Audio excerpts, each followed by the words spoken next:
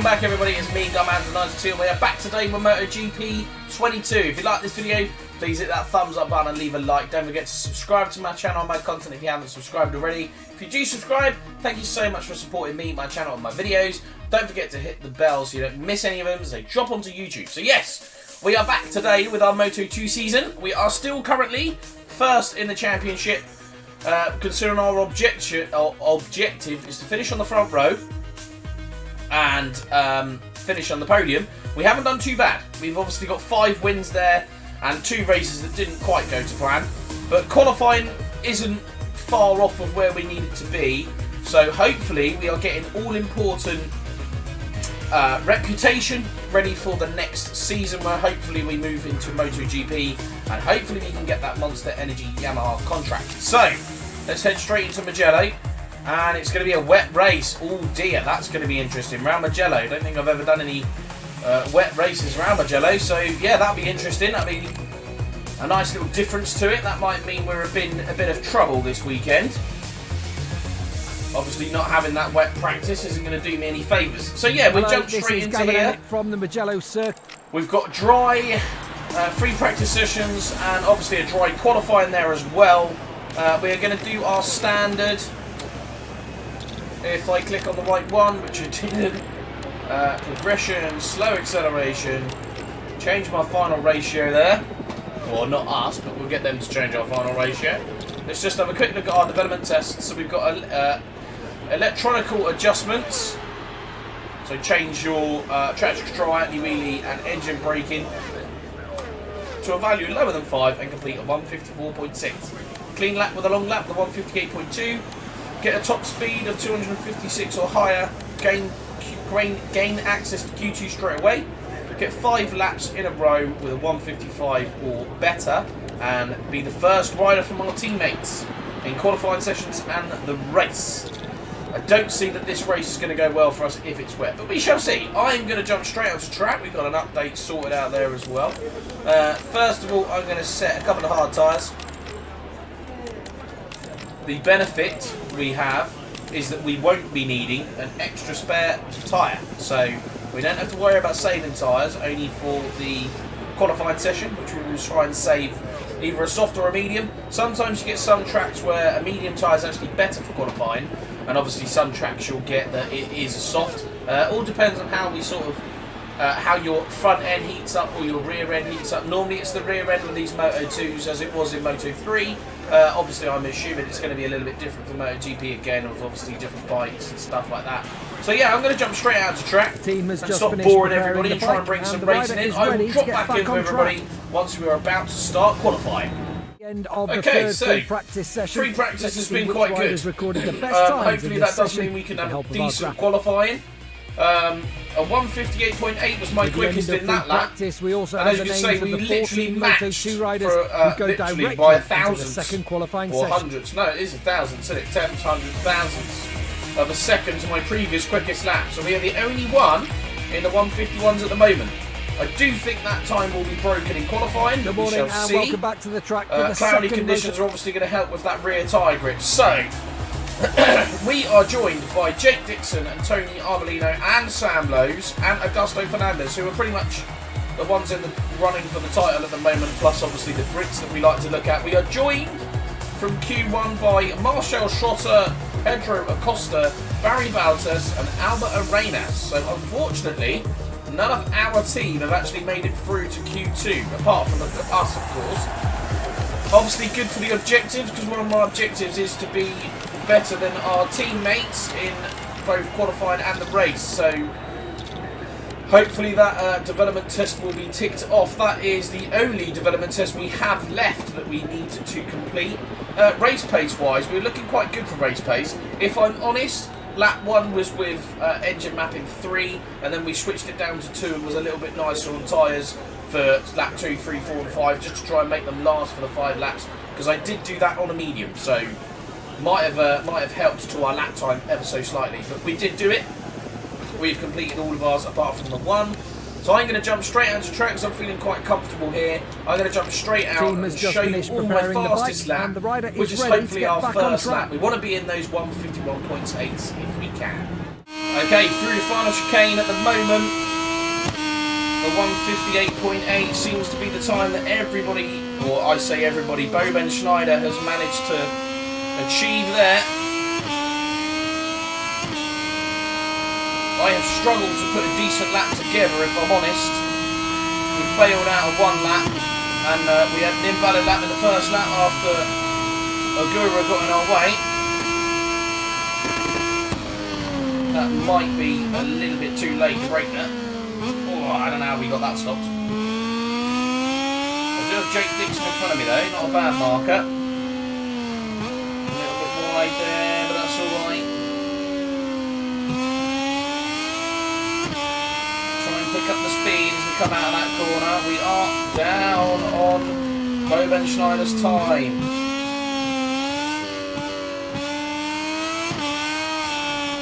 Front end down. Might lose it through here.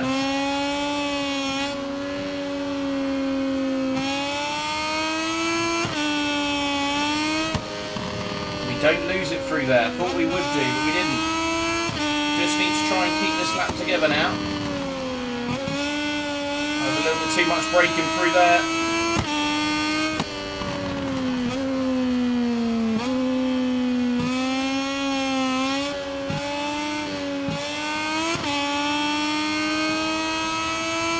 Up over the top of this little hill. Try and take the wider line. Need a good chicane.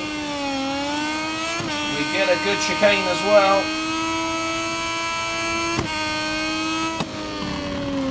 Don't bin it on the final corner. Take the wider line.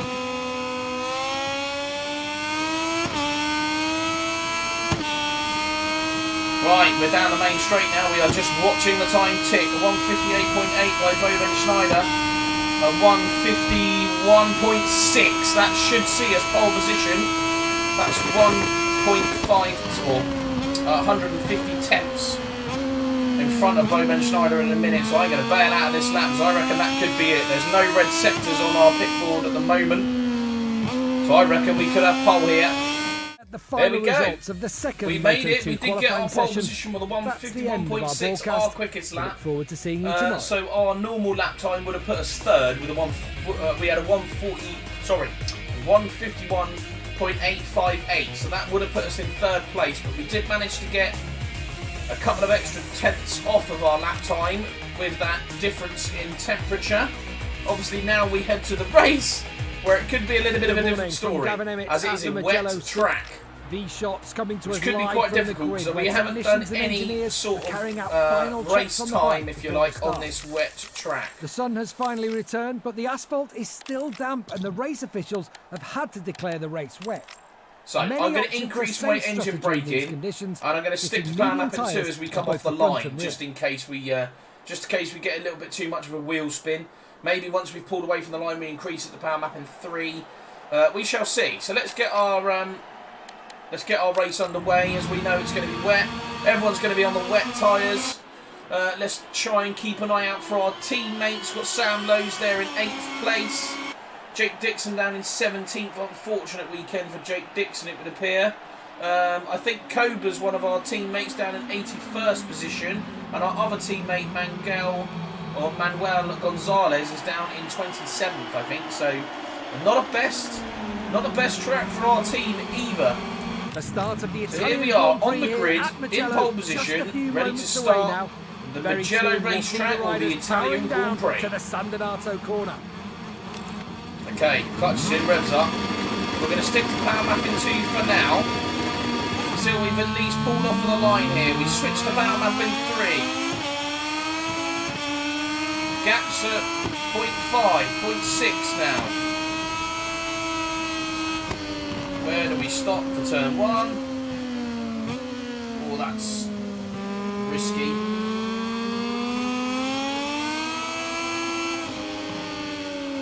That's wide into turn 2, very wide into there.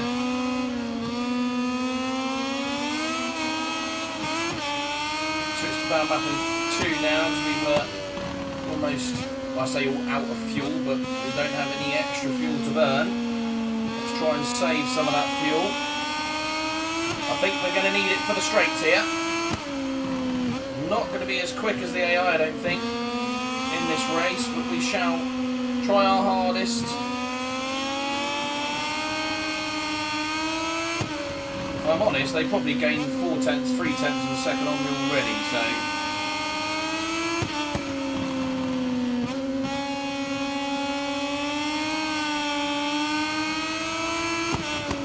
This might be an elbows out race.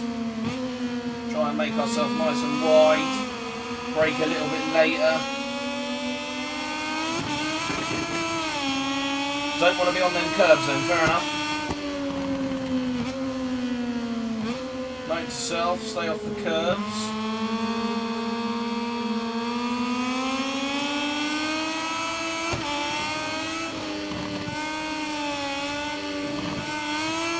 Yeah, those curbs. Right, power mapping 3 as we come down here. Final corner.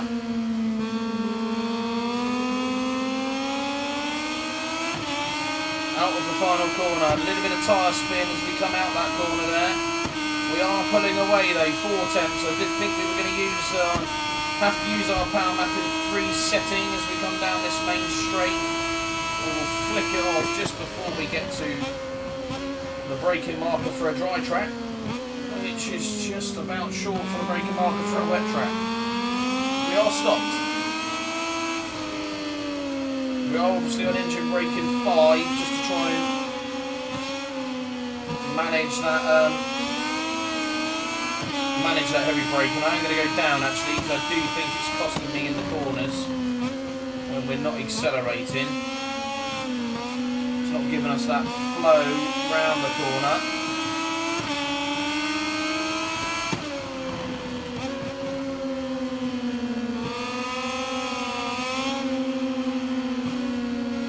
Wide, try and get onto the acceleration,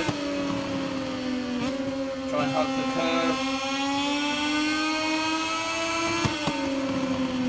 Bowman Schneider looking to come by us, he's nudging my rear wheel.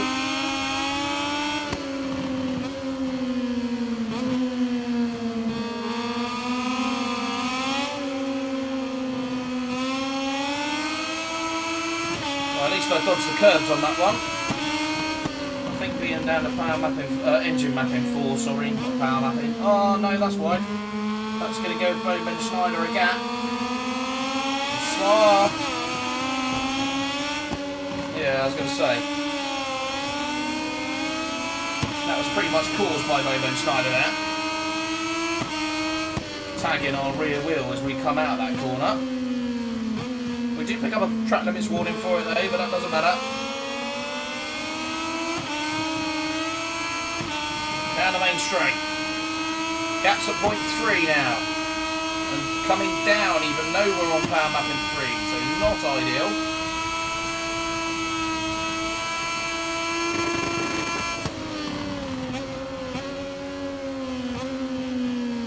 Should have released the brake. Trying to take that wider line.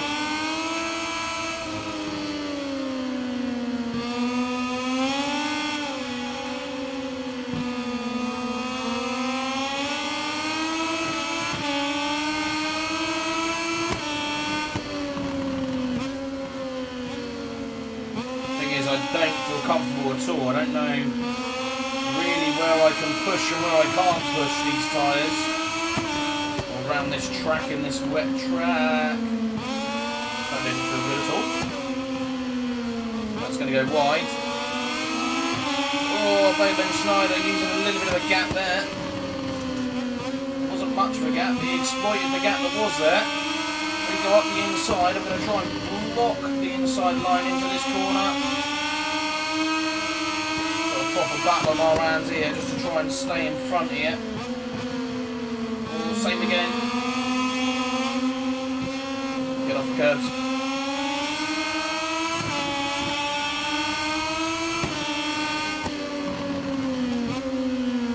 Bowman Schneider up the inside. Lovely overtake from Boben Schneider there. That was a good one.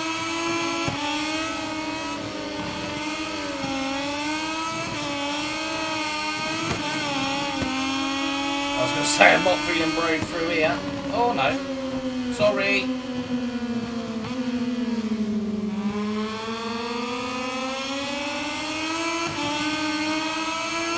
My bad, Bo. That was bad. Max for pace. Shame that's not the final lap. That would have been quite a good finish. Jake Dixon into a 1:59. No idea how the hell he's managed that.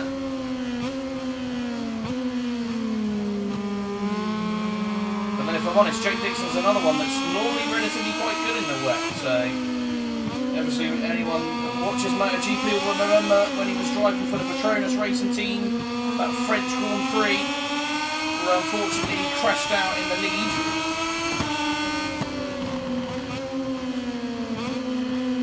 Oh, I thought he was going to have me off then.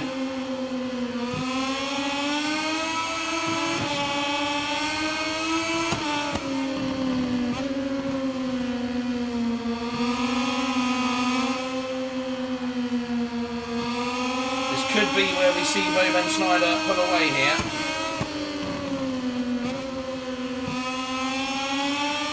I'm going to try and stick with him, but I don't know that I'm going to have the pace to stick with him in this wet track.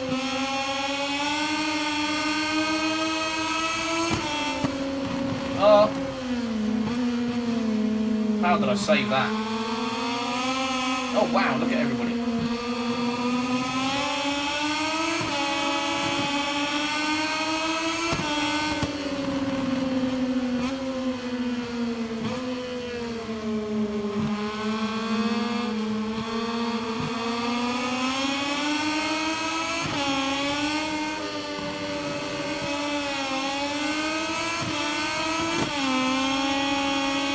Awful line, that one.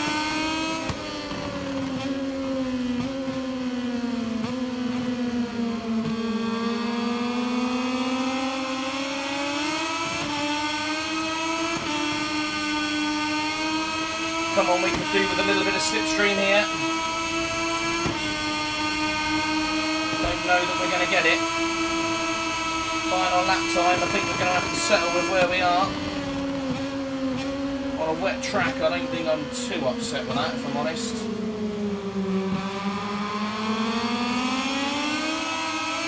Haven't had much wet track time either with this bike, so... Oh, I nearly lost the front end there.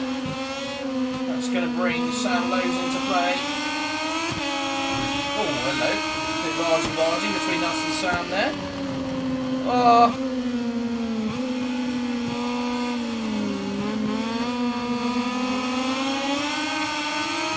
I really don't like these wet tracks. Oh, that's wide. And that's miles out of shape there. We are making mistakes left, right and centre in this final lap. Up the inside of these two though.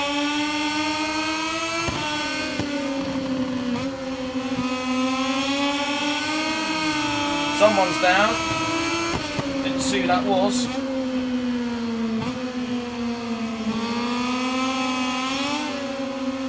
Hold on to 9th place here. That won't be too bad considering.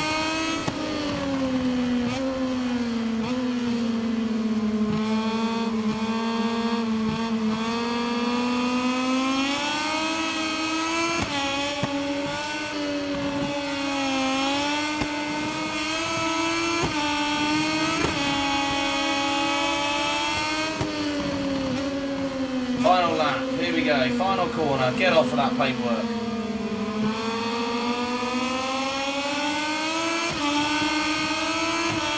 Hopefully we can hold on to 9th place here, not the Grand Prix we wanted after the weekend that we had. Don't get picked on the line. We hold on to 9th just, that was unlucky there. That was Let's tough, take a look that at was the tough. final classification of this Moto2 race. Wow. The riders are To be enjoying fair, a well-deserved lap of the honour. drivers in front of us and probably most of them behind us were quicker than we were. The usual post-race interview. Yeah, if anything, I was the slowest bike on track. That is difficult in the wet when you've got no traction control. Woo, wow, that is hard. Unfortunately, that does mean our team has been The team has been beaten as well. But it doesn't matter for our championship, we're still leading. Oh, it does matter for reputation though, we didn't really want to see that, did we? Let's just skip all of them, because that's not the best weekend ever. What do we got here? Technical staff. Engine. Electronics, no point, there's not much electronics on this bike anyway. Keep them as they are, I think. Oh, sorry, wrong button. We do have an upgrade we can make to the frame, which is tyre consumption, better reactivity, or tyre consumption. Let's go tyre consumption, shall we? Let's get that being done. And we've also got one for electronics. Better wheelie control. Yes, please. So, that's it for today's video.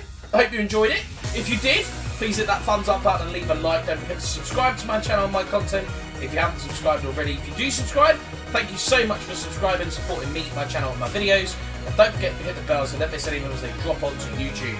So that is it for this video for Moto2's round 8 in the Italian Grand Prix. Not the race we would have liked, but if I'm honest, I didn't think we were going to do that well anyway in the wet. We do need to have a little bit more practice on the wet on these bikes, but for me, let's just get these bikes out of the way and get onto the big boys, get onto the MotoGP paddock, and that's where we can start. We can start learning about the bikes, and obviously you get to play with traction control, so it makes it a little bit easier in the wet. These bikes obviously don't have traction control, it makes it very hard in the wet, and yeah, very difficult race, very stressful. But we did it, and that's all that matters. Hopefully we can continue our previous form, and honestly that was a good weekend for us. Positive, we were pole position, which I didn't think we were going to get. I thought we were sort of limited at a 141.8, which I did think everyone would beat, which they did, technically. And yeah, the weekend that we, the race I sort of expected. A 9th place though, for a racetrack that was wet, that we didn't think was going to be very good, isn't bad considering. So yeah. Next race will be Catalonia. Stay tuned for that one. I shall see you all in the next video.